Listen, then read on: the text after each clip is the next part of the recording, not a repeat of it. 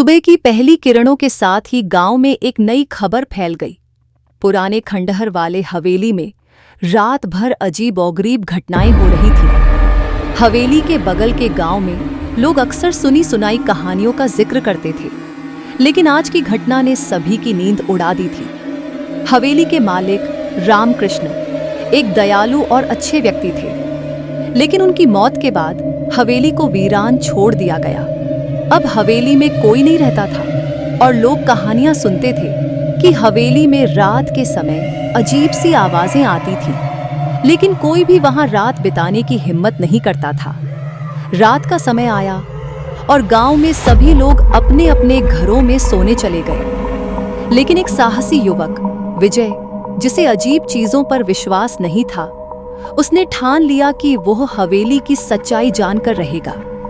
विजय ने तय किया कि वह हवेली में रात बिताएगा और इस रहस्य का पर्दाफाश करेगा। हवेली के अंदर घुसते ही विजय को अजीब सी ठंडक महसूस हुई। हवेली के हर कोने में धूल जमी हुई थी और जाले लगे हुए थे। विजय ने अपनी टॉर्च को चमकाया और धीरे धीरे हवेली के अंदर गया। अचानक उसकी नजर एक पुरानी पेंटिंग पर पड़ी, जिसमें एक महिला की आंखें चमक रही थी।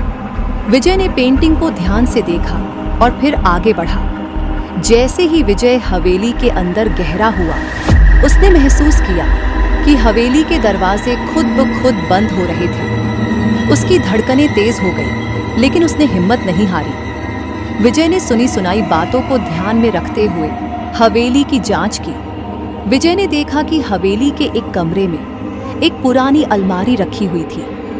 अलमारी खोलते ही उसकी नजर एक काले रंग की बॉक्स पर पड़ी। बॉक्स को खोलते ही विजय को एक जोड़ी आंखें मिली। ये आंखें बहुत ही रहस्यमय और डरावनी थीं। जैसे ही विजय ने आंखों को छुआ, एक भयानक चीख हवेली में गूंज उठी। विजय की टॉर्च की रोशनी के बीच हवेली की दीवारों पर खून के धब्बे उभरने लगे। विजय ने देखा कि वो पुरानी पेंटिंग हिल रही थी और उसकी आंखें अब भी चमक रही थी। अचानक एक काले धब्बे वाली महिला की आत्मा सामने आई और विजय के सामने खड़ी हो गई। विजय ने डर के मारे आंखें बंद की और चिल्लाया।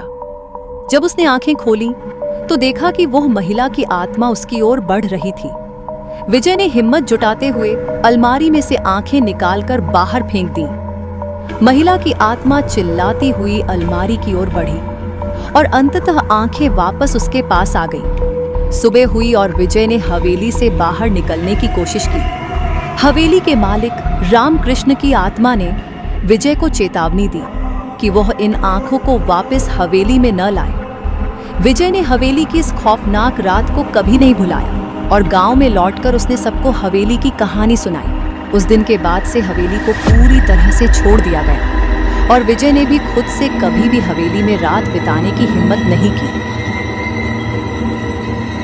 If you like my content, please subscribe to my channel.